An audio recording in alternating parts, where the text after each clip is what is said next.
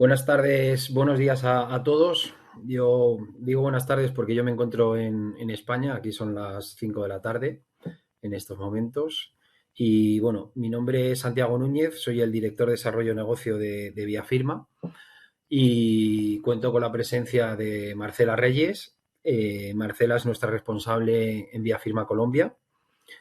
Quería hoy que, lógicamente, que estuviese aquí con nosotros y que la pudieseis conocer.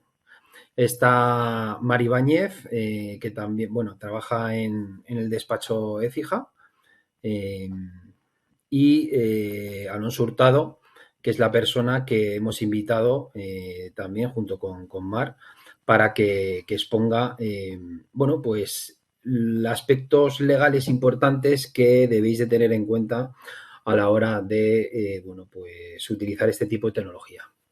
Yo siempre digo que, bueno, cuando arrancamos un proyecto relacionado con la firma electrónica o en general con la transformación digital, porque yo siempre pienso que detrás de la transformación digital o la firma electrónica tiene que ser un componente muy importante de los proyectos de transformación digital. Y desde Viafirma vamos a, bueno, pues a promover diversos webinars para, bueno, pues dar a conocer pues nuestra tecnología. Pero en Colombia queríamos arrancar primero con algo que, bueno, pues es base, es fundamental. Y en los años que llevo yo trabajando, pues en el mundo de la certificación digital y de la firma electrónica, he recibido muchísimas llamadas de clientes, primero diciendo que, bueno, que querían realizar un proceso de firma, pero con las máximas, con la máxima legalidad posible. Entonces, cuando les ponía o tratábamos qué tenían que hacer para abordar ese proyecto con la máxima legalidad posible, bueno, pues al final bajaban a un punto inferior ese nivel de legalidad. Porque en firma electrónica existen diferentes niveles de legalidad. Y nosotros siempre hemos contado con expertos en temas legales porque el negocio de la firma electrónica y de la certificación digital tiene mucho que ver, es un equilibrio de legalidad versus tecnología. Y cuando abordas un proyecto de este tipo, tienes que, bueno, pues poner una balanza funcionalidad con legalidad. ¿Por qué? Pues porque la máxima legalidad posible es menos funcional, lógicamente, porque requiere de unos controles, de unos sistemas a la hora de aprobar o firmar un documento, pues que son mucho más complejos. En el caso, por ejemplo, aquí de España, y luego pues Alonso nos ayudará a entender un poco pues el marco jurídico en Colombia. Bueno, aquí sería equiparable, bueno, pues a utilizar un certificado en tarjeta criptográfica, en una Smart Card, con lo que conlleva, pues conlleva tener un lector y demás. Entonces, bueno, pues muchos proyectos, pues al final hay que, bueno, pues abordar y hacer este tipo de estudio en el que, bueno, pues hay que fijarse qué es lo que se va a firmar, qué tipo de documento se va a firmar y qué tipo de firma se va a incorporar en ese proceso. Entonces, bueno, de aquí pues queríamos abordar el primer webinar, pues abordando este tipo, esta temática que, bueno, pues que es muy interesante para todos porque, bueno, pues es fundamental a la hora de abordar este tipo de proyectos, pues contar con una empresa, un despacho de abogados que creerme que no existen, existen muy pocos que entiendan la parte tecnológica y la parte legal. Bueno, la parte tecnológica y funcional pues es muy importante y bueno, pues aquí en este tipo de proyectos hay que tener pues ese conocimiento de ambas partes. Entonces, antes de que, bueno, de darle la palabra a Alonso, yo lo que quería, bueno, pues era un poco presentarnos, para quien no nos conozca, eh, quiénes somos, bueno, qué es lo que hacemos, un poco, bueno, nuestras diferencias o nuestras características de nuestro software. Eh, y bueno, pues a partir de ahí, bueno, pues luego, pues que darle la palabra a Alonso. Entonces, bueno, esta va a ser, quiero ser muy, muy rápido y voy a ser, bueno, pues bastante breve, pero estos son los temas que voy a tratar. Y bueno, pues quería empezar diciendo, bueno, como introducción, pues qué es la firma electrónica, ¿no? La firma electrónica principalmente, aparte de esos 4 puntos, ¿no? Pero los puntos principales son dos. La firma electrónica te va a garantizar siempre la identidad y la integridad. ¿Por qué te garantiza la integridad? Bueno, pues son operaciones criptográficas que, bueno, pues a nivel técnico, yo no soy técnico y siempre me intento un poco, bueno, no utilizar tecnicismos, pero cuando tú realizas una firma electrónica, lo que se genera o el software que hace esa firma electrónica eh, genera una operación criptográfica que se llama hash del documento. Esa operación criptográfica del documento lo que hace es ese documento inequívoco. O sea, si tú modificas un punto, una coma de ese documento, ese resumen digital que se llama hash del documento varía. Y esta es la forma más segura de trabajar. En firma electrónica, una de las cosas que, bueno, pues que te asegura de una forma, bueno, pues totalmente 100% segura, es que te garantiza la integridad de ese documento. Y luego ya en la parte de identidad, ya veremos pues qué mecanismos de identidad vamos a utilizar para realizar esa firma electrónica. Si utilizamos certificados digitales, bueno, pues ese certificado o esa clave pública del certificado, los datos de ese certificado se incorporarán dentro del documento y, bueno, pues tendremos esa firma. Luego, como veremos, pues hay muchos otros métodos de firma, como pueda ser, bueno, pues una firma biométrica, una firma por OTP-SMS. Hay muchos métodos de firma y lo que, como insisto, hay que saber o hay que elegir el método de firma más adecuado para el proceso del proyecto de transformación digital al cual voy a abordar. La parte de autenticación y autenticidad y demás, eso ya lo aporta el software de firma electrónica. Entonces, tipos de firma electrónica, quería comentar también, hace no mucho participaba en un reportaje en una cadena, bueno, conocida en Colombia. Y bueno, pues antes bueno, pues de empezar a hablar en esta misma cadena, bueno, me hizo gracia porque cogieron una imagen rápida y se veía una persona que cogía un papel, hacía una firma con un bolígrafo, le hacía una foto y me imagino que luego eso lo pasaría a un documento electrónico. Eso no es una firma electrónica como tal, ¿no? La firma electrónica, bueno, pues que nosotros, bueno, pues solemos trabajar y nuestro software contempla y puede realizar es, bueno, pues firma biométrica. Lógicamente, para realizar una firma biométrica tienes que tener el dispositivo adecuado. Pero cuando hablamos de biometría, pues es que de biométrica es que recoge la biometría de velocidad, presión, inclinación de la firma grafológica que se está haciendo. Y todo esto es importante para luego poder utilizarlo ante un caso de repudio de firma y darle información al perito grafológico para que, o calígrafo, para que, bueno, pues haga un estudio pericial de esa firma, ¿no? Todos conocemos también, bueno, todos, firmas con certificados digitales.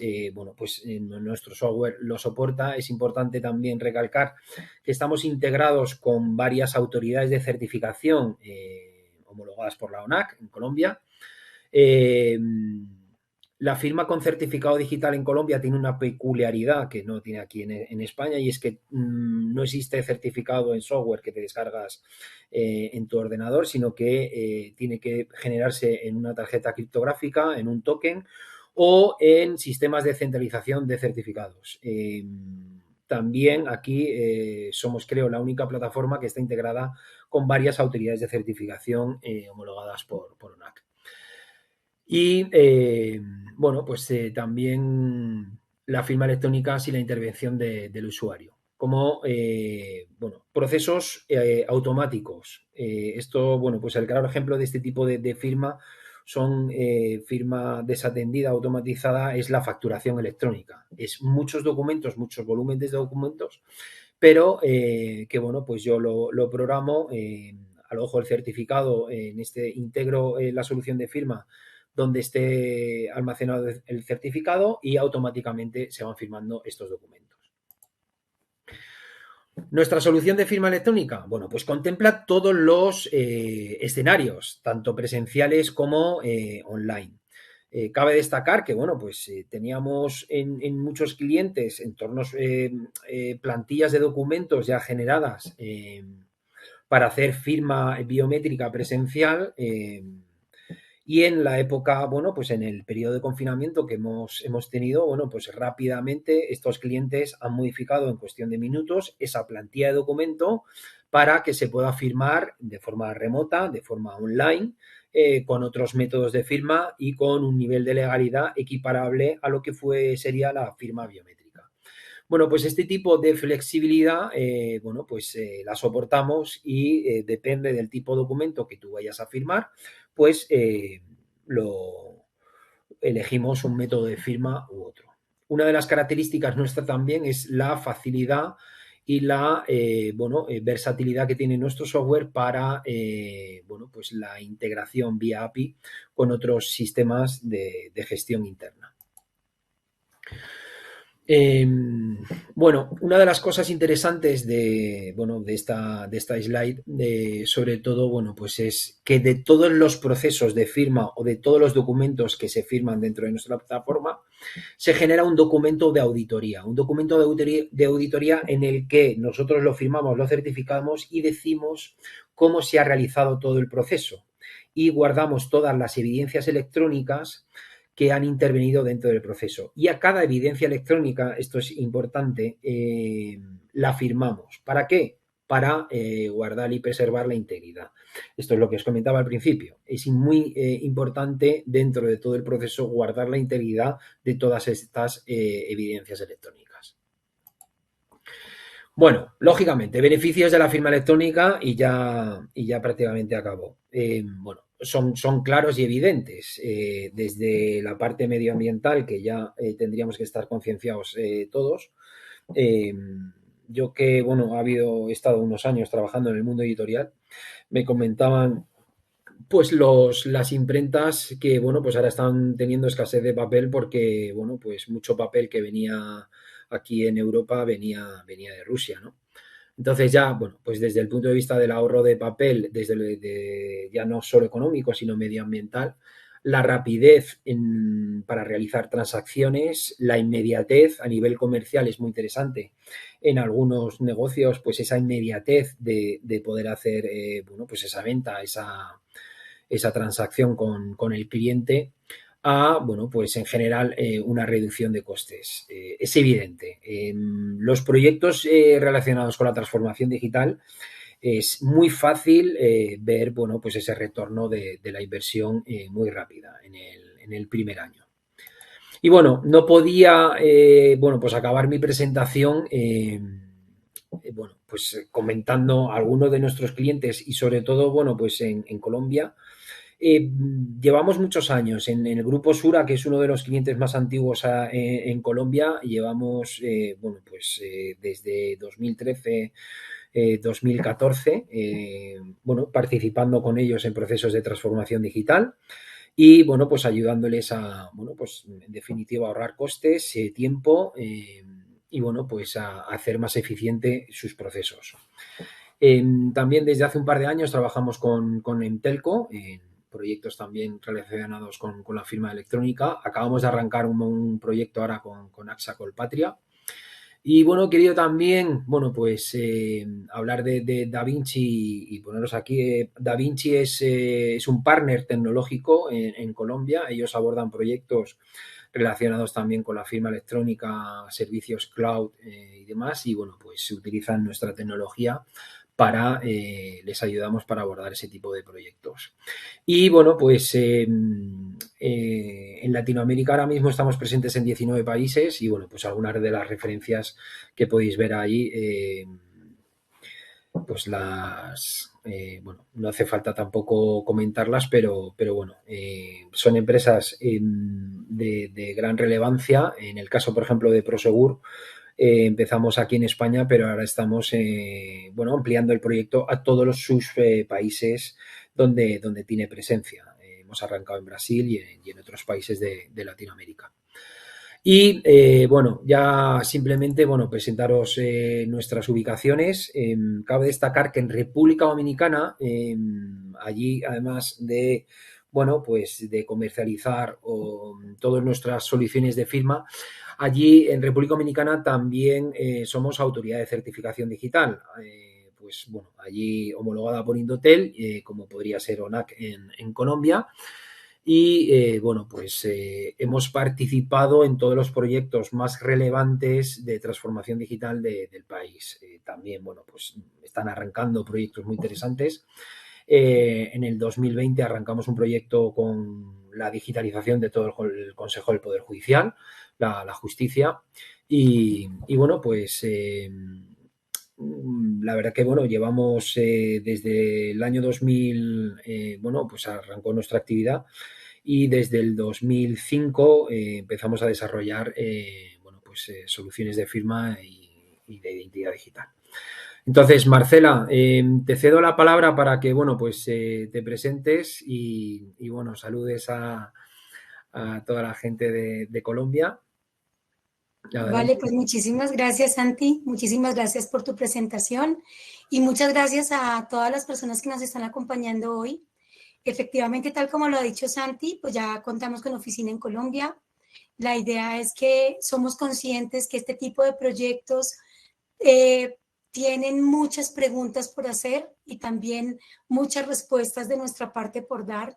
La idea es que para la presentación como tal, vamos a tener el chat disponible para que ustedes hagan las preguntas que quieran realizar a medida que va avanzando como tal el proceso. La idea es que al finalizar dejemos ese espacio de preguntas y respuestas, porque seguramente en medio de la presentación vamos a hablar un poquito sobre las cosas que ustedes nos están preguntando y vamos a poderles dar un poco más de contexto. Bueno, poner la Oficina de Colombia a su disposición, lo que necesiten, estamos para ayudarles, estamos para apoyarlos. Sé que da un poquito de miedo meterse en el tema de firma electrónica a veces, así que sientan la confianza de que están en manos de una compañía que tiene más de 20 años de experiencia haciendo esto. Así que seguramente con el equipo tanto de España como de Colombia, como de nuestros aliados, como en el caso de Écija, pues contamos con el personal necesario para darles ese parte de tranquilidad, de poderles decir tranquilos que la ley los está apoyando y nosotros como asesores también estamos allí para hacer que cada día la realidad de volvernos más digitales pues se concrete. Entonces, pues voy a cederle la palabra a Alonso para que sea él, que es el experto realmente y el invitado principal a esta sesión, pues nos hable sobre ese tema normativo y pues voy a estar muy pendiente de sus preguntas. Voy a resolverlas esas hacia el final, bueno, pero las voy a tener ahí presentes, así que no las dejen de hacer. Gracias.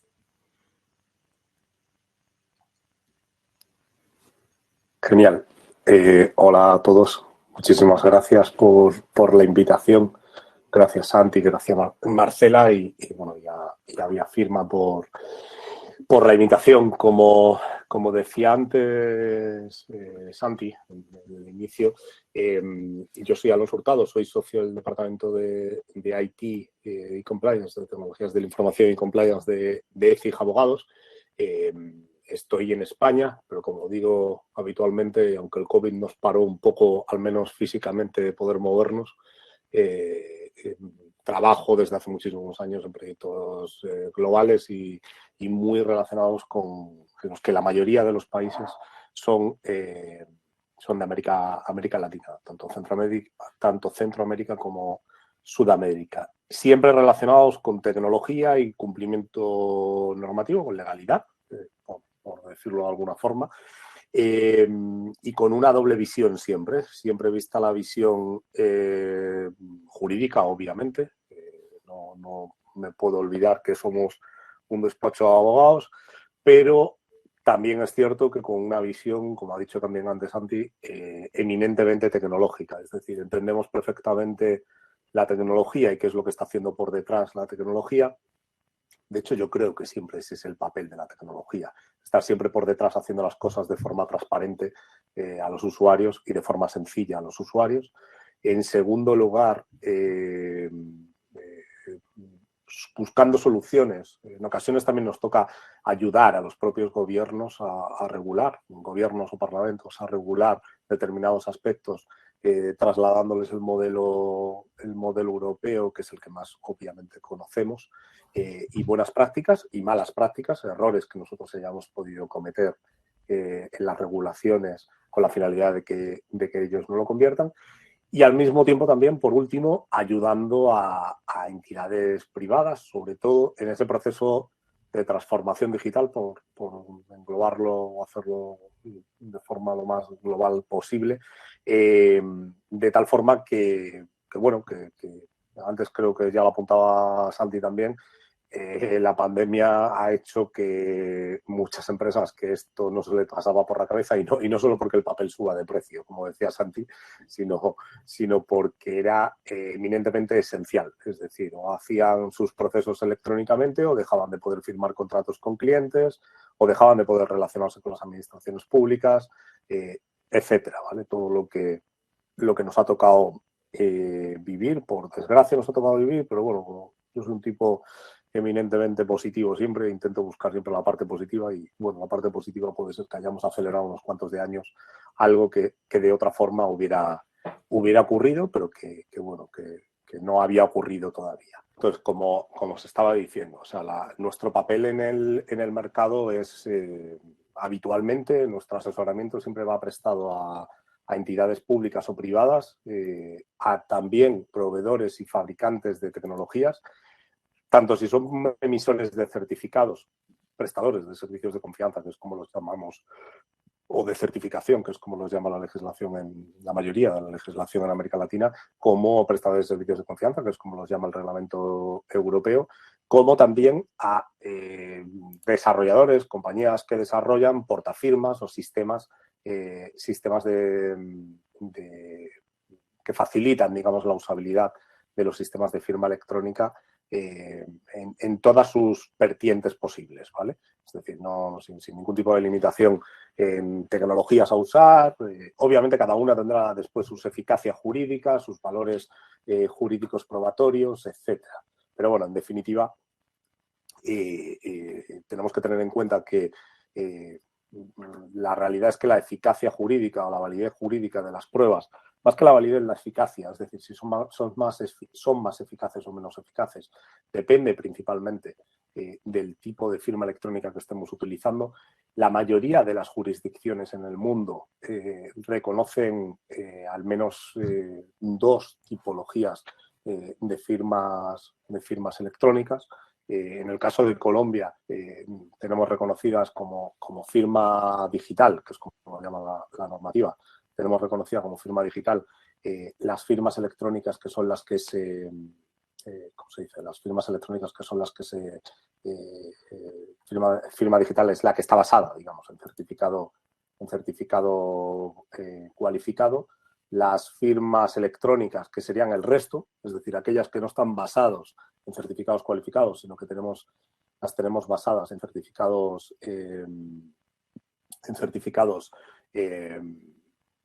no basadas exclusivamente en certificados, sino que tenemos pues basadas en códigos, contraseñas, datos biométricos, contraseñas criptográficas también podría ser, que permiten identificar al usuario en relación con un conjunto de bits, un mensaje, lo que sea, y al mismo tiempo nos permite garantizar en un alto grado de confianza, como diría la normativa en Europa, nos permite garantizar un nivel adecuado, vamos a llamarlo, de seguridad, digamos, en la transacción realizada.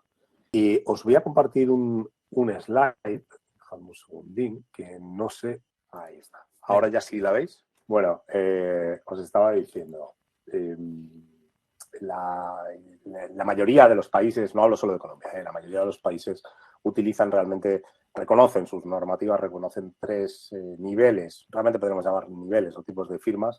En el caso de Colombia se reconocen 2 tipos, la firma digital, que es la basada en certificados, y la firma electrónica, que es el resto, ¿vale? El resto sería el equivalente dentro de Europa a la firma electrónica avanzada, o también en otros países de América Latina, donde se hace referencia a las firmas electrónicas avanzadas con ese nombre, ¿vale? Y en este caso, en Colombia la denominamos firma electrónica. Ahí dentro hay de todo. Hay firmas basadas en códigos OTP, firmas basadas en contraseñas, firmas basadas en claves criptográficas, elementos biométricos para identificar / firmar, que en todo caso lo que nos permiten es identificar a un individuo en relación con un conjunto de bits, ¿vale? Con un mensaje, con un documento.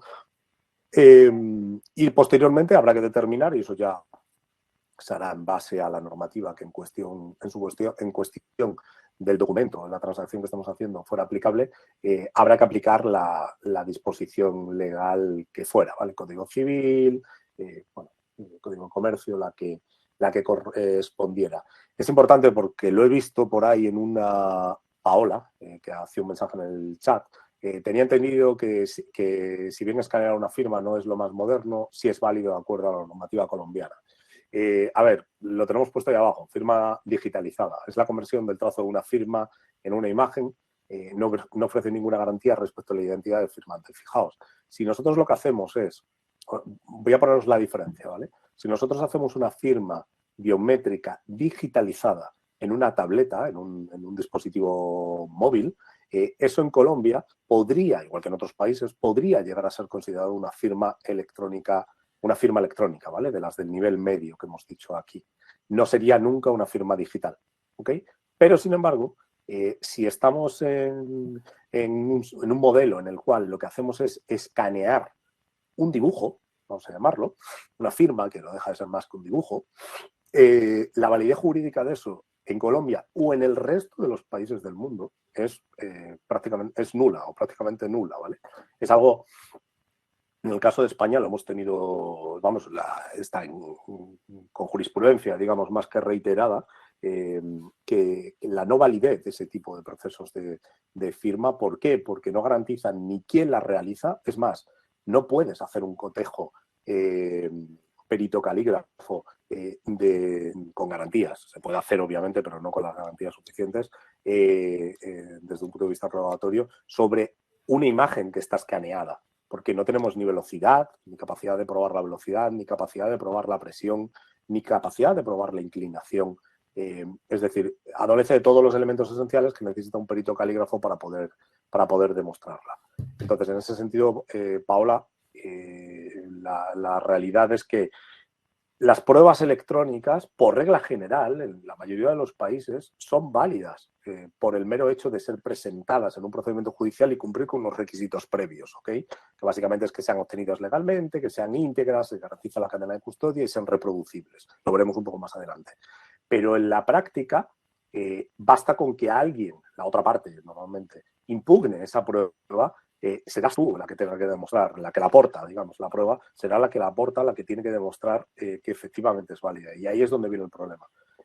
Si nadie te la impugna, perfecto. El problema es que en el momento que te la impugnen no tienes capacidad probatoria, ¿vale? Estás, entre comillas, permitidme la expresión, vendido desde un punto de vista probatorio, no tienes capacidad de poder demostrar. ¿Y todo ello por qué? Porque todas las firmas electrónicas tienen un conjunto de garantías, ¿vale? Por eso hablaba antes de niveles. A mayor nivel, Santi, pasa el 2 slides. A mayor nivel tenemos mayores garantías, ¿vale? Y a menor nivel tenemos menores garantías. ¿Garantías de qué? Pues garantías de 4 elementos que son esenciales. 1, garantías de identidad. ¿Quién? Respondo a la pregunta del quién. Garantías de integridad, que es básicamente garantizar que no ha sido modificada la firma, o mejor dicho, ni la firma ni el documento sobre el que hemos aplicado la firma desde el momento en que fue realizada la firma, garantías de temporalidad, es decir, garantías del momento exacto en el que se realiza la firma, y garantías de no repudio. ¿Esto qué es? Garantías suficientes para poder tener, digamos, la adecuada, si lo queremos llamar así, las adecuadas garantías de que cuando alguien, el contrario, digamos, en el procedimiento lo impugne, como decía antes, digamos, no tenga capacidad o tenga las mínimas capacidades de poder hacer la impugnación de la prueba, ¿vale? Desde un punto de vista tanto técnico como jurídico. Esas 4 garantías son esenciales. Si no cumpliéramos con cuantas menos cumplamos de estas, menores garantías de eficacia jurídica tendremos, ¿vale? Hablando de los niveles que decía antes, en menor nivel nos encontraremos. Garantías de identidad, básicamente es minimizar el riesgo de que un tercero no autorizado y por tanto no titular de esa firma pueda realizar el uso de la misma, ¿vale? Por ejemplo, que yo vaya a firmar y sin embargo alguien como Mar, por ejemplo, pueda hacer una firma con mi firma. Es decir, que yo pierda el control, si lo queréis llamar, de mi firma y alguien pueda suplantarme la identidad, ¿vale? Ese sería el supuesto de hecho, estaríamos en ese supuesto de hecho. Un segundo punto que sería la integridad. Dentro de la integridad que tenemos, básicamente tenemos que garantizar la integridad, es garantizar la no modificación. Y para garantizar la no modificación, fijaos, lo más eficaz es utilizar criptografía. La criptografía se inventó, entre otras cosas, para 2 finalidades. La criptografía se inventó para mandar mensajes criptográficamente, es decir, mensajes cifrados, de tal forma que terceros no autorizados no pudieran tener acceso al mensaje en cuestión, ¿vale? Y finalidad 2. Finalidad 2, que es básicamente tener capacidad de poder, como diríamos, poder demostrar que si el documento que nosotros mandamos de aquí a Colombia por el camino sufre alguna modificación, automáticamente el sistema nos alerte de que ha sido modificado. Eso, la forma más sencilla es hacerlo mediante criptografía moderna, que deja de ser matemáticas, algoritmos matemáticos que garantizan mediante la aplicación de hashes, la generación de hashes, más que la aplicación de hashes, la generación de hashes, una vez aplicados los algoritmos, nos garantiza un nivel de seguridad superior, vamos a llamarlo, ¿vale? Es quizás la parte más técnica de todo el proceso. La garantía de temporalidad, que es básicamente garantizar el momento exacto. Yo siempre digo, si vamos a una notaría, a un notario, en rara ocasión, y salvo que se lo pidas expresamente, el notario levanta acta de la actuación que estés haciendo, indicando la hora exacta en la que se realizó el acto jurídico. Levanta habitualmente, habitualmente no, es obligatorio, la fecha, pero no la hora. Fijaos, en el mundo de la firma electrónica, si utilizamos sellos de tiempo cualificados, tenemos una garantía exacta de la hora en la que se hizo la transacción, exacta de la hora en la que se firmó electrónicamente el documento, ¿vale? En cuestión. Eso tiene mucha relevancia desde un punto de vista jurídico, porque hay transacciones que se podrían estar haciendo, puede ser determinante a efectos de precio, puede ser determinante a efectos de oscilaciones del mercado, puede ser en muchos casos muy determinante a efectos desde un punto de vista jurídico, como quiero ver. Y luego, por último, la de no repudio. Si conjugamos las 3 anteriores, el resultado que nos dará es que reducimos el riesgo de que pueda haber un repudio de la firma. Si no utilizamos o nos falta en mayor medida alguna de las firmas, o sea, alguno de los requisitos que hemos dicho antes, el resultado final, pues obviamente estaremos en peores circunstancias. Si nos falta alguno, obviamente estaremos en peores circunstancias. Y todo esto nos lleva ¿a qué? A la validez. Volvemos otra vez a lo mismo. Tenemos los 4 requisitos y ahora vamos a la validez jurídica de la firma electrónica, particularmente en Colombia. Fijaos, en Colombia, en materia de firma electrónica, tenemos el artículo 7 del decreto 2364 del año 2012, donde se establece que la firma electrónica pactada mediante acuerdo se establece que, salvo prueba en contrario, obviamente es una presunción iuris tantum, admite prueba en contrario, salvo prueba en contrario, se presume que los mecanismos o técnicas de identificación personal o autenticación electrónica, según el caso, que acuerden utilizar las partes mediante acuerdo, cumple los requisitos de firma electrónica. Las partes que mediante acuerdo provee los métodos de firma electrónica deberá asegurarse que sus mecanismos son técnicamente seguros y confiables para el propósito de los mismos. Fijaos, aquí hace dos cosas. Por un lado, establece que las partes pueden pactar en la utilización de un medio determinado vinculante para ambas partes a la hora de realizar un proceso de firma electrónica y al mismo tiempo las partes pudiendo demostrarse lo contrario, es decir, pudiendo demostrarse que a pesar de haber ese pacto, pues hay no se ha realizado adecuadamente la firma electrónica, y luego la parte que mediante acuerdo provee los métodos de firma electrónica deberá asegurarse, es decir, si nosotros somos la empresa que está proveyendo, que suele ser lo habitual, la empresa que está proveyendo los sistemas de firma electrónica con nuestros consumidores, debemos ser nosotros, recae sobre nosotros la carga y la responsabilidad de asegurarse que el sistema que hemos propuesto es técnicamente seguro y confiable. ¿Por qué? ¿Por qué creéis que esto es así?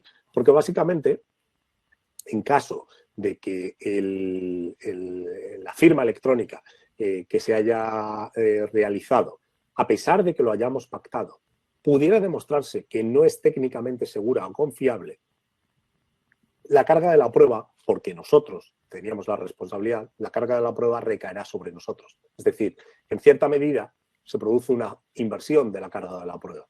Y eso no es bueno. Creedme que procesalmente no es bueno, salvo que podamos efectivamente y tengamos los elementos técnicos para demostrar la eficacia jurídica adecuada. Como os decía, y son los 4 requisitos clave para poder presentar pruebas electrónicas en procedimientos judiciales y que nos validen en Colombia, aunque es exactamente igual o muy parecido en Europa, la mayoría de los países realmente no solamente en Colombia y en Europa, la mayoría de los países los requisitos son muy semejantes a estos. Es básicamente que las pruebas sean lícitas, que se hayan obtenido legalmente, por así decirlo, que sean auténticas, íntegras, y además que sean claras y reproducibles, ¿vale? En procedimiento, digamos, judicial, administrativo o en el procedimiento en el que nos encontremos. En relación al artículo 8 del mismo decreto, de referencia, Santi, pasa por favor el slide. En relación al artículo 8 del mismo decreto 2364 del 2012, básicamente establece cuáles son los criterios para establecer el grado de seguridad de las firmas electrónicas. Y dice, para determinar si los procedimientos, métodos o dispositivos electrónicos que se utilicen como firma electrónica son seguros y en qué medida son seguros, podrán tenerse en cuenta, entre otros, fijaos, entre otros, no está limitado, sino que deja abierto a la posibilidad de poder proponer otros, entre otros los siguientes factores. 1, el informe técnico emitido por un perito u órgano independiente y obviamente especializado, ¿vale? ¿Esto qué es? Básicamente un peritaje jurídico-tecnológico, a mi juicio debería ser jurídico-tecnológico, no solamente tecnológico, en el cual se determine la adecuación desde un punto de vista de seguridad y de confiabilidad, como decía el artículo 7, de los medios que han sido utilizados. Y 2, la asistencia a una auditoría especializada, periódica e independiente sobre los procedimientos, métodos, dispositivos electrónicos y, por qué no también decirlo, de los proveedores que dan estos métodos, procedimientos y dispositivos electrónicos, que son, digamos, los que generan, por así decirlo, proveen y a su vez proveen el sistema de firma y a su vez generan las evidencias electrónicas. ¿Por qué hace esto la normativa colombiana? Bueno, fijaos, realmente la normativa colombiana hace esto con una vocación clara. Lo que viene a decir es, oye, siempre que tengamos un peritaje informático que nos respalde que las firmas electrónicas son las adecuadas, ¿vale? Y obviamente sea un peritaje adecuado y esté correctamente realizado, y al mismo tiempo tengamos auditorías hechas de esos sistemas y de esos proveedores previamente, habrá una cierta presunción, vamos a llamarlo, una cierta, por no decir una plena presunción, una plena no, pero que admite prueba en contrario, pero sí una presunción de que esas, digamos, técnicas, digamos, esas evidencias han sido adecuadamente generadas, ¿vale? Bueno, en la práctica creo, a mi juicio, que es bastante razonable. El modelo colombiano es bastante más razonable y no es exageradamente dispar del modelo europeo, pero también del modelo español, particularmente del modelo español, ¿vale? ¿Por qué? Porque deja bastante libertad, por eso es lo de entre otros, deja bastante libertad probatoria y deja bastante libertad a la hora de tener capacidad de poder demostrar si efectivamente hemos hecho o no hemos hecho la acción en cuestión, ¿vale? La acción correspondiente, ¿vale? En este caso. Por último, si pasamos a la siguiente, desde un punto de vista práctico, ¿vale? Una firma electrónica, bueno, pues básicamente un documento recibido y firmado de forma manuscrita por correo electrónico es una copia, pero no tenemos el original, ¿vale? Esto es muy relevante, por ejemplo, cuando estamos firmando un contrato.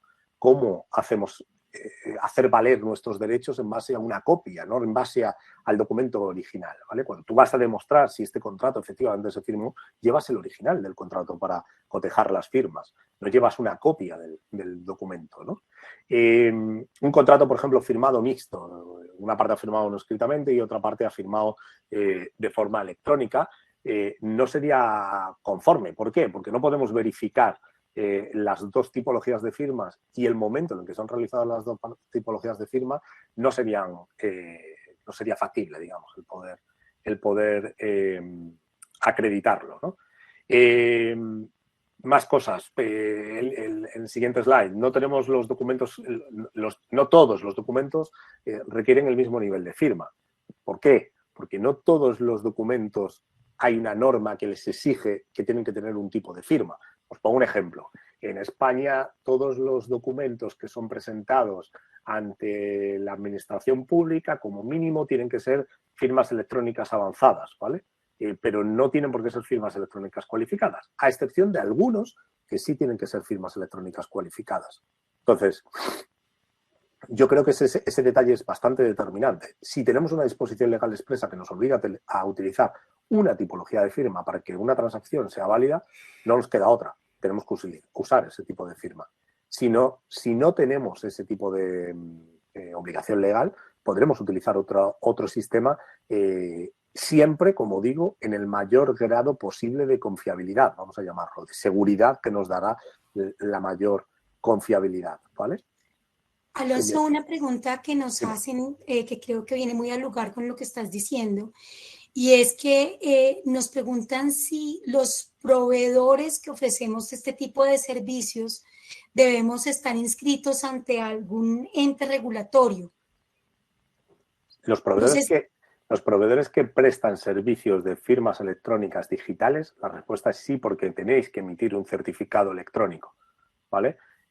Los proveedores que no prestan servicios de firmas electrónicas digitales, sino que prestan servicios de firmas electrónicas avanzadas, que es como las llamamos bajo nomenclatura IDAS, o firmas electrónicas, no firmas digitales, no tienen que estar inscritos en ningún servicio. ¿Pueden estarlo? Sí, pueden estarlo, pero para los servicios, vamos a llamarlos cualificados, ¿no? Para los servicios de emisión de certificados electrónicos. ¿Ok?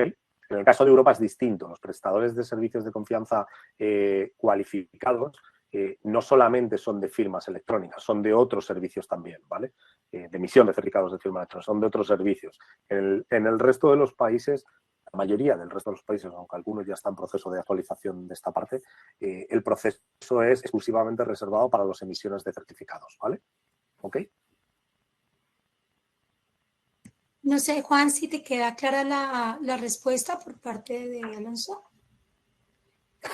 para que nos cuentes por el chat si fue respondida correctamente. ¿Es clara? Bueno.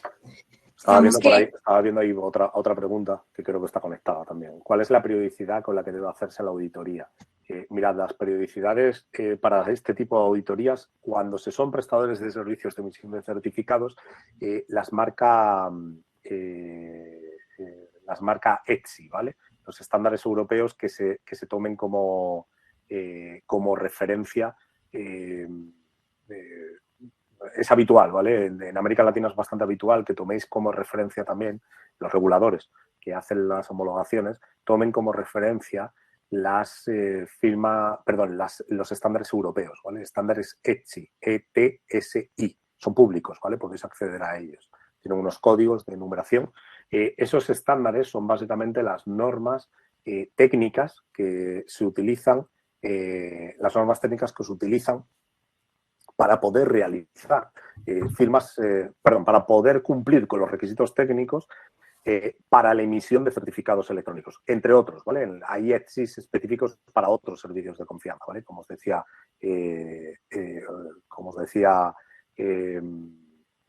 anteriormente. En el caso de Europa tenemos otros servicios de confianza, por tanto aplicamos otras ETSIs también, aparte de la emisión de certificados.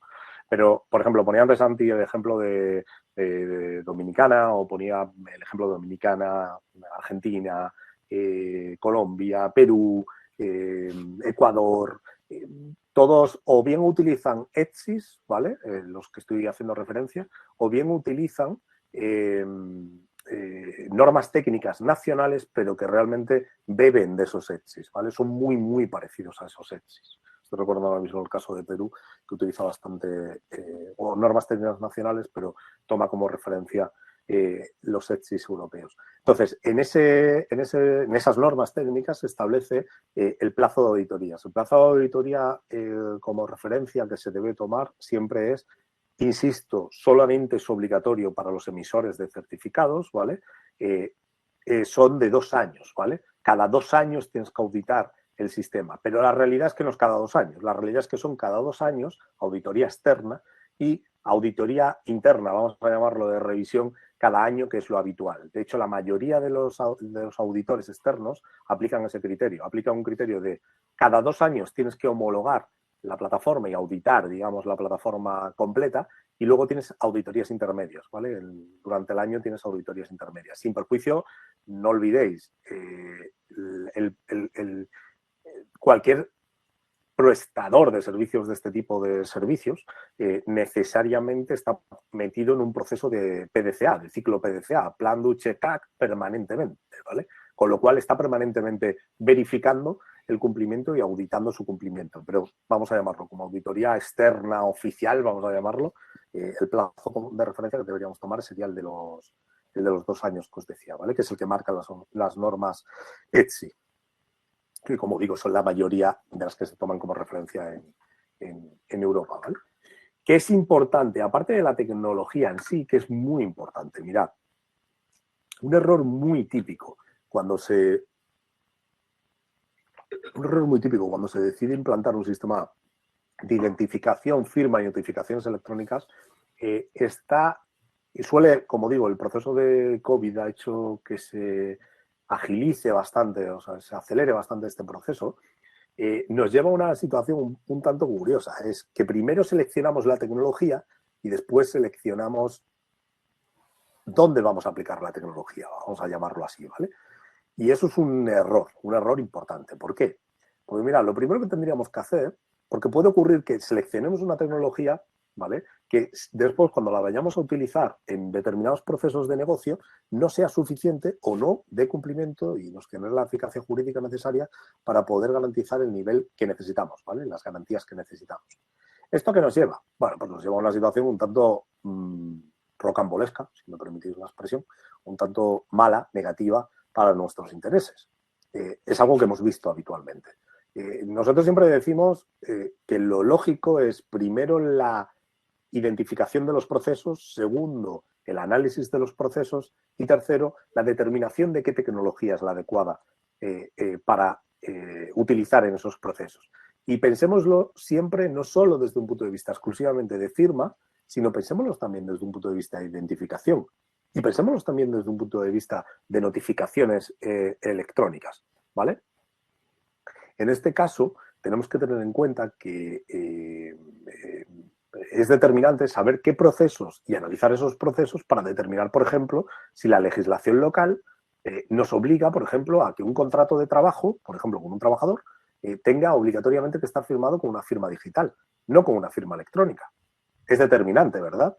Porque en función de si la norma dice que tiene que estar firmado de una forma o de otra. A lo mejor el sistema que hemos seleccionado es un sistema maravilloso que hace firmas electrónicas, pero no permite firmar con certificados electrónicos, ¿ok?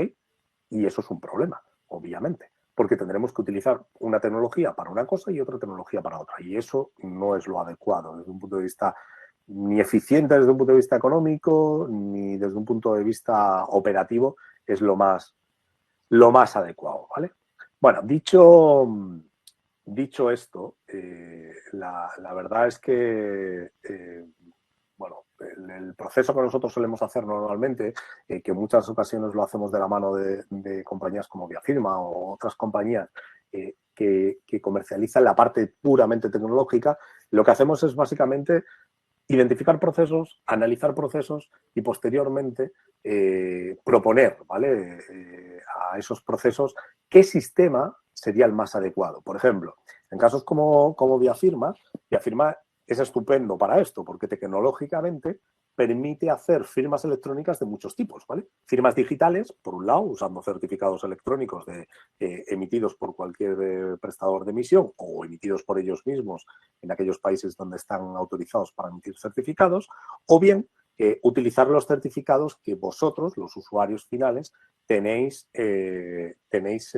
disponibles para poder cargarlos, digamos, en la plataforma, en el portafirmas y poder utilizarlo. Pero al mismo tiempo, también nos permite poder utilizar firmas basadas en OTP, por ejemplo, en One Time Password, o nos permite hacer firmas biométricas digitalizadas, de las buenas, no de las malas que he dicho antes, ¿vale? No de las que son un mero dibujito. Firmas biométricas digitalizadas o una combinación de múltiples factores o múltiples tipologías de ellas, ¿vale?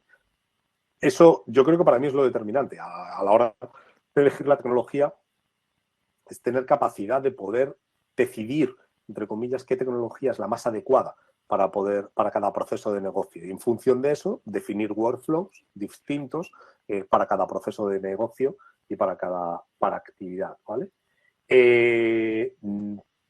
Al final esto lo que vamos haciendo en una identificación de procesos, análisis y posteriormente la elaboración de una política. Un documento es un procedimiento, más que un procedimiento, una política de firma electrónica que se distribuye dentro de la organización con la finalidad de que tenga la organización tenga a su disposición una norma interna que garantice el nivel adecuado de, digamos, seguridad, vamos a llamarlo, ¿vale? Y de cumplimiento normativo. Tener en cuenta que al ser una norma interna, incluso desde un punto de vista laboral, tiene su implicación, ¿vale?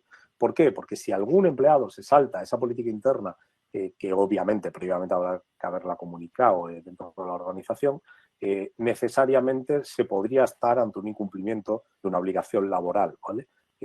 Bueno, esto ya es otra discusión más pura del derecho laboral que del mundo de la firma electrónica, pero sí es una discusión, a mi juicio, relevante y que se debe tener en cuenta como uno de los flancos adicionales que hay que tener en consideración, ¿vale? Y por mi parte, nada más. No sé si tenéis, he visto por aquí que hay otra pregunta, un segundín. Sí, hay varias preguntas, Alonso, si quieres las abordamos rápidamente. Creo que ya has dado respuesta a varios de los temas.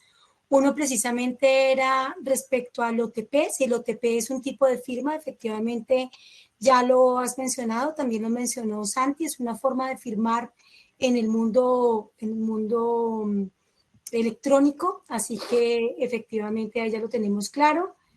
Es una forma de firmar y también identificar, ¿vale?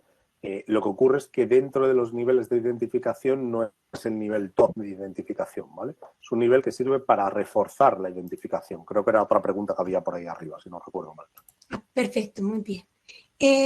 Bueno, también nos pregunta Juan Brancho por si la IP del dispositivo que se conecta para firmar, pues bueno, entiendo que si queda registrado dentro del sistema, sí, nosotros recopilamos dentro de las evidencias que se realizan, se recoge este dato y este dato queda atado a la información de cada evidencia. No solamente la IP, sino otros tantos datos de esa evidencia que fue recopilada en ese momento. Entonces, los niveles de seguridad, ¿vale? Sandra, esta es la pregunta de Sandra, ¿no? Sí. No, perdón, de Juan. Juan. Perdón, esta es la pregunta de Juan. Los niveles de seguridad, normalmente lo que se toma como referencia son los establecidos por las normas ETSI, ¿vale? Si tienes ocasión, Juan, no sé si las conoces, pero son normas extraordinariamente técnicas, detalladas desde un punto de vista de seguridad, ¿vale? Son normas redactadas no por juristas, sino por ingenieros informáticos, especialistas en ciberseguridad, y su finalidad no es otra que, digamos, garantizar en un alto nivel, nunca al completo, es imposible, en un alto nivel de confiabilidad, garantizar la seguridad de las transacciones y dentro de las transacciones de las diferentes dimensiones de seguridad de la información, ¿vale? Confidencialidad, integridad, disponibilidad y trazabilidad de las operaciones, ¿vale? Y capacidad de auditoría, que es lo que decía antes Marcela. Ahí es donde vienen definidas todas ellas, ¿vale? Bien, esta también ya le diste respuesta y es si en el caso de nuestra normatividad se exige que los proveedores de este tipo de soluciones tengan un aval por parte de la ONAC, que es la entidad en Colombia que hace este tipo de certificaciones. Ya sabemos que para la emisión de certificados digitales sí, más para las plataformas de firma electrónica no es necesario, a nivel normativo no se exige. Obviamente, digamos, si se tiene el aval, pues está bien, pero no es necesario normativamente. Y creo que ya para terminar con las preguntas, nos preguntan si... bueno, esto ya es más técnico y es que si en el transcurso del envío de los datos se cae la comunicación y se ve interrumpida la transacción, ¿qué pasa? Digamos, acá hay dos componentes, uno a nivel técnico, que es el que yo le voy a dar respuesta y después le doy el espacio a Alonso, que seguramente también complementará el tema del audit trade, pero a nivel como tal de tecnológico, si estamos conectados vía API, pues vamos a tener un servicio que nos va a permitir hacer los reintentos y todo va a quedar en traza.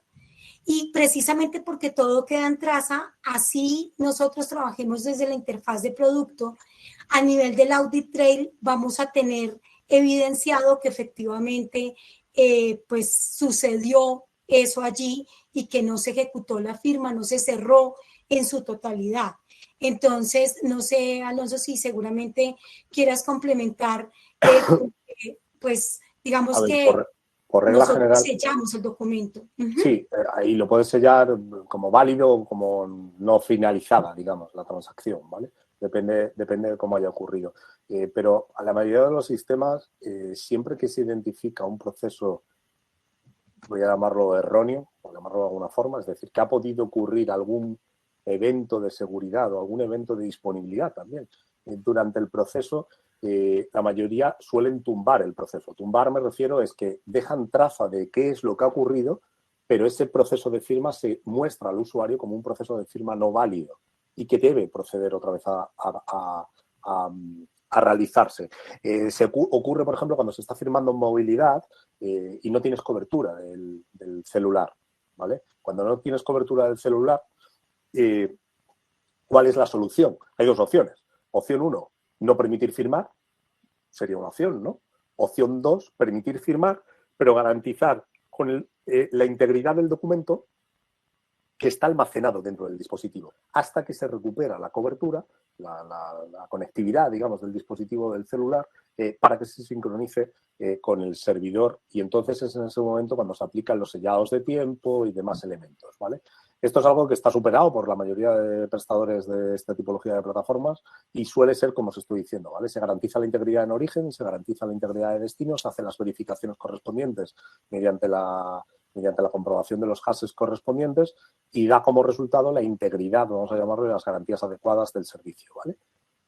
Normalmente suele ser algo configurable en las plataformas, pero que normalmente suele venir configurada como os estoy diciendo. Sí, hay muchas plataformas en el mercado, Alonso, acá en Colombia, que efectivamente no sellan como tal el proceso al finalizar y digamos que eso tiene bastantes implicaciones y es importante que nuestros espectadores lo sepan, ya que nos tomamos unos minutos adicionales a su tiempo, y es que efectivamente cuando se cierra al final el proceso, nosotros estamos garantizando esa integridad del documento y esa integridad es supremamente importante. O sea, no es posible que una plataforma deje de ofrecer la posibilidad de garantizar que el proceso como tal quedó correctamente cerrado. Acá hay muchas plataformas que no colocan un certificado digital al finalizar el proceso de firma electrónica, estamos hablando, porque cuando hay un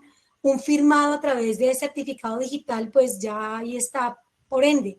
Pero cuando estamos hablando de firma electrónica, desafortunadamente sí encontramos esa situación y después ir a probar que ese documento no ha sido modificado, pues se vuelve un poco más complejo, ¿no?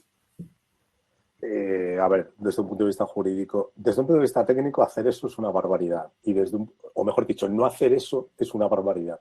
Y desde un punto de vista jurídico es una barbaridad todavía mayor. No olvidemos que aquí lo jurídico bebe de lo técnico. Si tenemos un adecuado nivel técnico, tendremos un adecuado nivel jurídico. Entonces, los certificados electrónicos lo que nos permiten es ese mayor nivel de seguridad, el mayor nivel de transacción y de capacidad probatoria, ¿vale? Si no lo tienes, pues obviamente tienes un problema grave. Bueno, hay más preguntas, ¿no? Sí, hay una aquí de Luis Carlos, que buenos días, me gustaría saber cómo proceden en otras legislaciones como la española para manejar títulos valores firmados. Bueno, esto es algo, Alonso, que nos hemos encontrado en Colombia mucho, y es que hay un documento que firman mucho los bancos que son los títulos pagarés Sí, los pagarés. pero se firman en blanco. Entonces, sobre ese documento, entonces, no se puede romper la firma, Luis Carlos. Lo único que nosotros, utilizando la tecnología y utilizando, bueno, pues nuestra plataforma es de un documento que ya se ha firmado, recoger el código CSV en el que está incluido, pues el código CSV es el código seguro de verificación de firma. Porque como decía antes Alonso, cuando trabajamos en electrónico, si empezamos un proceso en electrónico, lo tenemos que acabar en electrónico, porque la única copia legal auténtica es la electrónica. Entonces, cuando yo firmo un documento, utilizo ese stamper, ese sello que hace alusión al documento firmado y me lo llevo al siguiente documento que modifica el pagaré o modifica el documento anterior, ¿no? Diciendo que, haciendo alusión a ese documento, estoy firmando otro documento más. Entonces, aquí, Luis Carlos, en firma electrónica tú no puedes firmar un documento en blanco y luego modificarlo, porque una de las cosas, y esto creo que quedaba claro, no se puede modificar un documento una vez firmado, se rompería la firma. Entonces, hay que buscar otros mecanismos. Adelante, Alonso. No se te oye, Alonso. Pero dependiendo del tipo de firma electrónica que hayamos aplicado, firma digital que hayamos aplicado, si es basada en certificados, podríamos aplicar más firmas electrónicas sobre ese documento, pero no podrías modificar lo anterior, por así decirlo, ¿vale? Claro, es que en este caso hay que modificar lo anterior, entonces... No, eso no...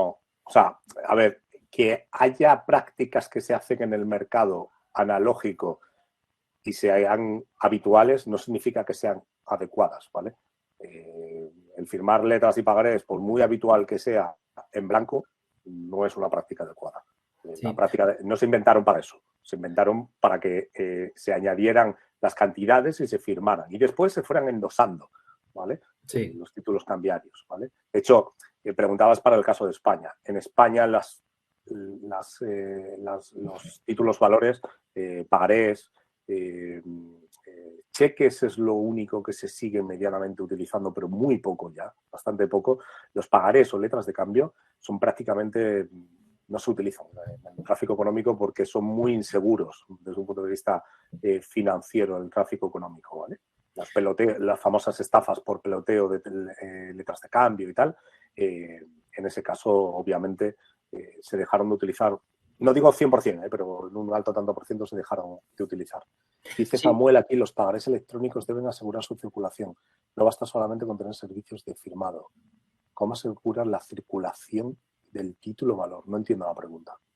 Es que, Yo te cuento un poquito sí, sobre el tema normativo acá en Colombia.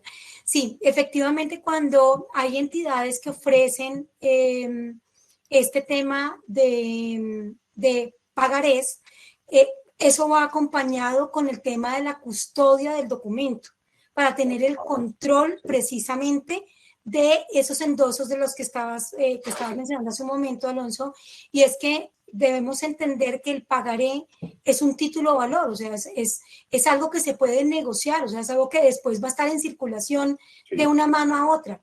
Entonces, precisamente por eso, como sufre esos endosos y no queremos dejarlo por ahí suelto porque en el mundo digital todos los copias que hagamos de un documento son originales realmente. Entonces, lo que se hace es que se guarda custodia de ese pagaré.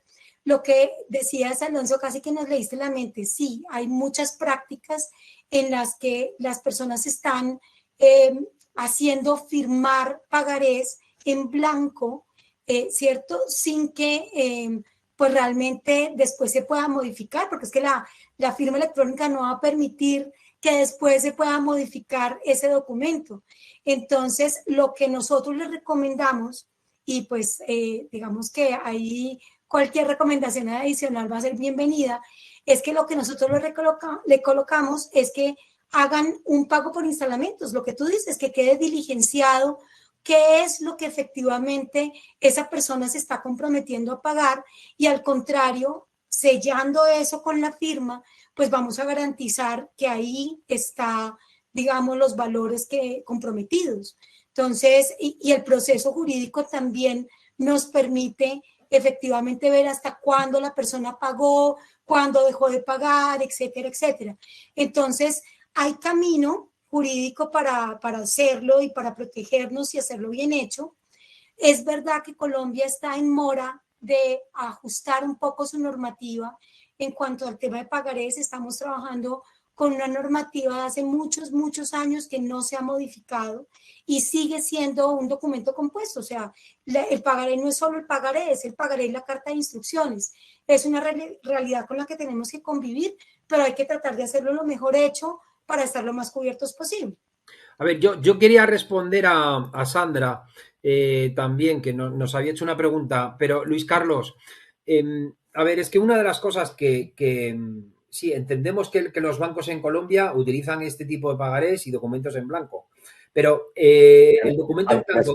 En España también se hacía, hace años. El problema es que hubo grandísimas estafas piramidales precisamente por eso. Y la legislación, inicialmente, los propios bancos, por la prevención del blanqueo de capitales, lo limitaron y posteriormente la legislación en Europa directamente lo radicó. Directamente. De hecho, a fecha de hoy en los bancos españoles es una práctica no autorizada. Expresamente no autorizada. De hecho, si tú llegas con un pagaré o una letra de cambio a un banco, te miran raro a fecha de hoy. Ya, Entonces, bueno, insisto, yo no digo que en Colombia no sea una práctica adecuada, ¿vale?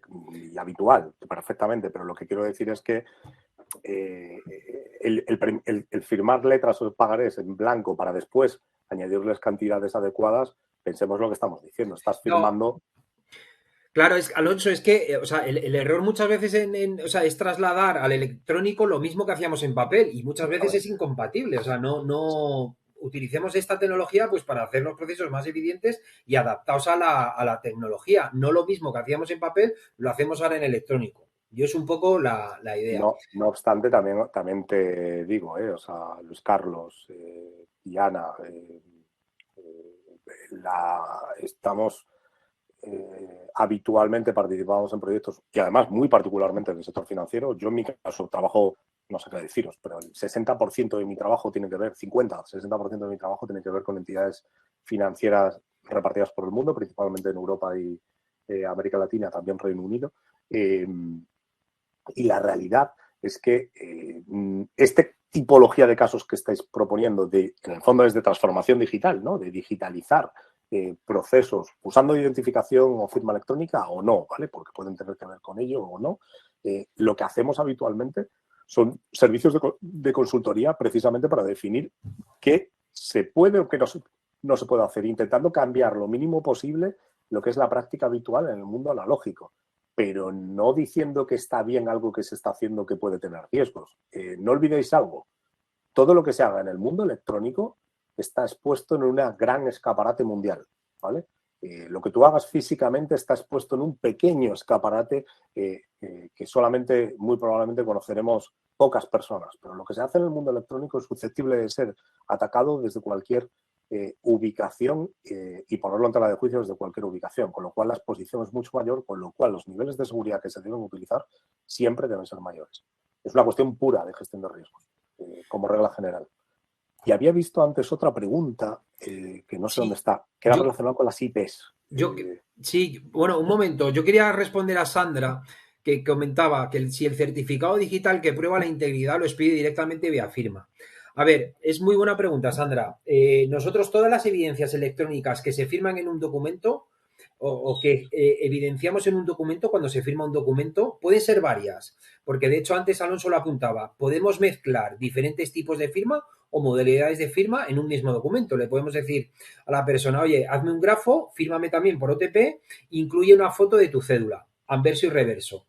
Todo eso, independientemente, se firma, lo firma la plataforma y luego la plataforma firma todo el documento en conjunto.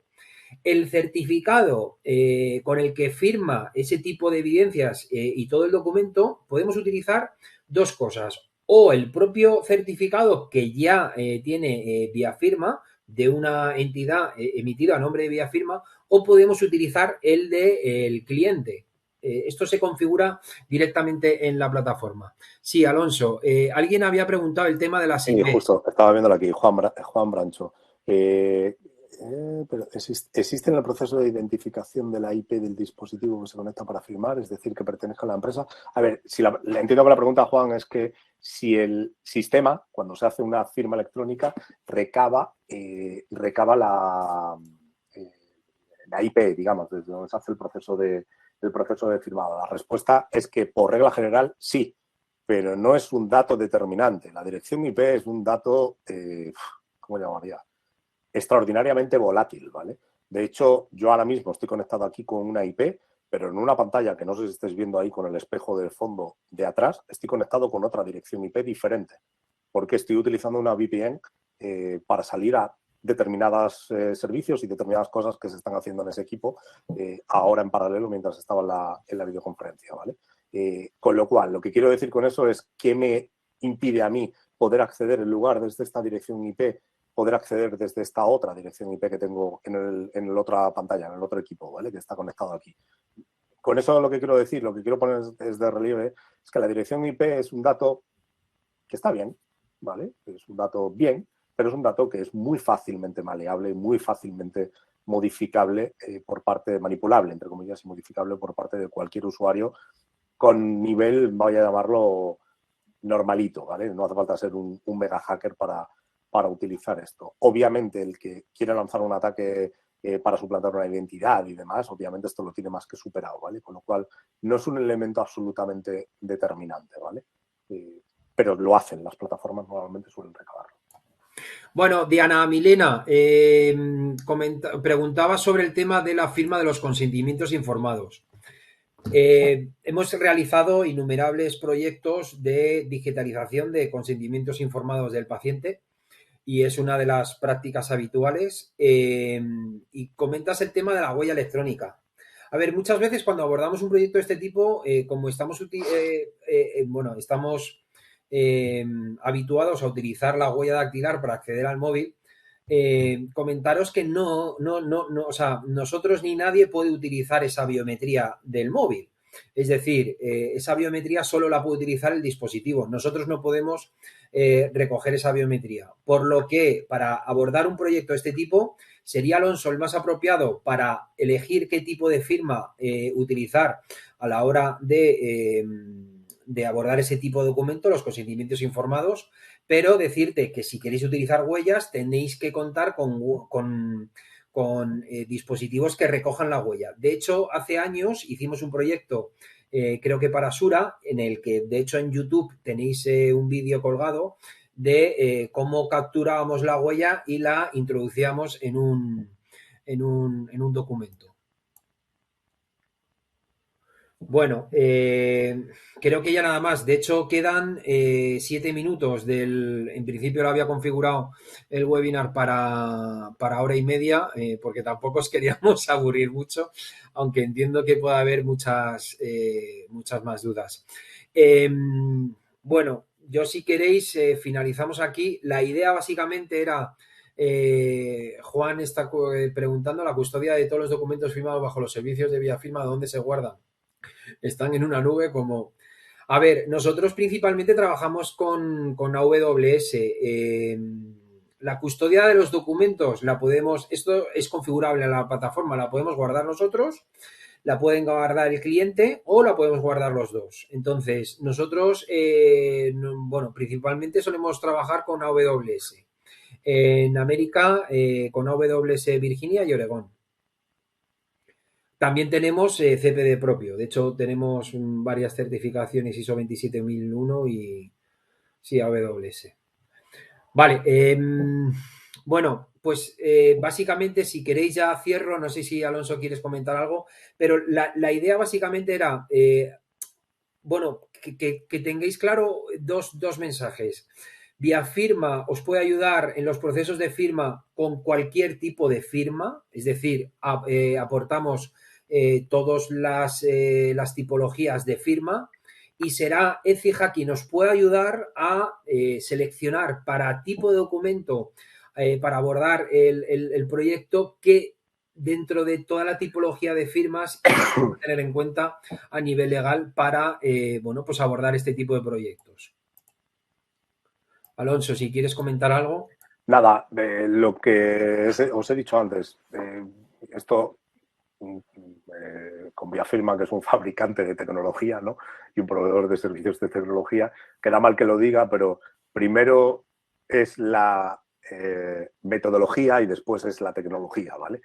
Primero es más importante definir, identificar y analizar los procesos de negocio que tenemos y posteriormente aplicarle la tecnología adecuada, ¿vale? Por experiencia, Viafirma es una tecnología bastante relevante y bastante, sobre todo, usable. Yo siempre digo que Viafirma es perfecta porque no tiene ni más ni menos que lo que es necesario, ¿vale? Para funcionar en la mayoría de las organizaciones, y que también tiene capacidad, esto también es importante, tiene capacidad de poder ir a proyectos mucho más personalizados, de mucha mayor envergadura, porque tienen muchos años en el mercado, no solamente nacional, sino también internacional. Y luego tiene otro detalle también importante, que es el hecho de que no le es ajeno el hecho de emitir certificados electrónicos. Lo ha dicho antes Santi, en República Dominicana, que utilizan estándares ETSI, bajo Indotel, concretamente, que es el regulador que hace las homologaciones, lo ha dicho antes también anteriormente.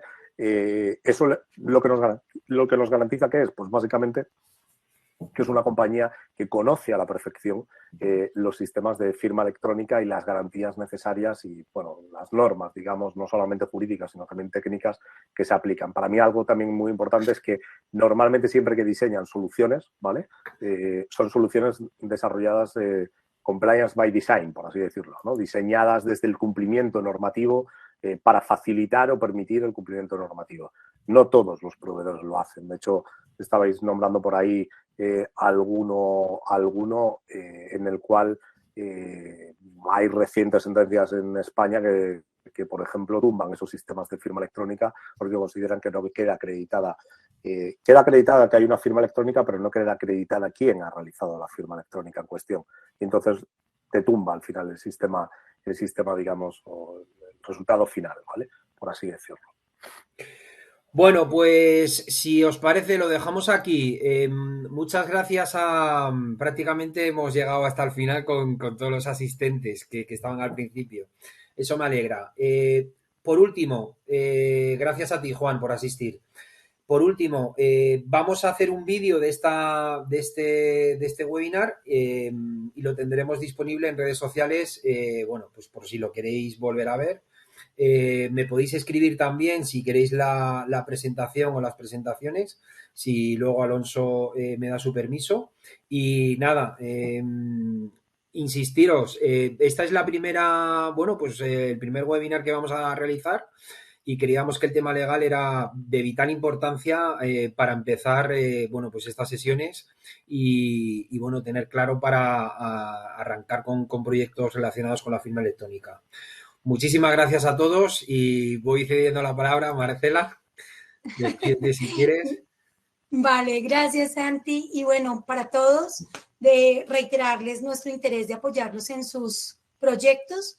Quedaron algunas preguntas sin responder, así que seguramente pues les pido que me puedan escribir. Mi correo mreyes@viafirma.com es muy fácil, así que cualquier inquietud que tengan, ahí estaremos pendientes para ayudarlos. Bueno. Sí, Alonso. Nada, por mi parte, muchísimas gracias por la invitación. Un placer. Da gusto que haya tantas preguntas como hoy, Juan, que decías, lo siento, esta es la última. No, o sea, ojalá fueran siempre así, de verdad. Es mucho más entretenido, ¿vale? Y nada, y a la orden. O sea, cualquier cosa que necesitéis, podéis contactar conmigo, con Mar o con Santiago y nos ponemos en contacto después. Muchas gracias a todos. Bueno, oye, disculpar por la parte técnica porque era la primera vez que utilizamos esta plataforma para hacer el webinar. Así que, bueno, pues disculparme, la próxima será mejor y más fluida. Muchas gracias a todos por vuestra asistencia. Buena tarde. Chao. Luego.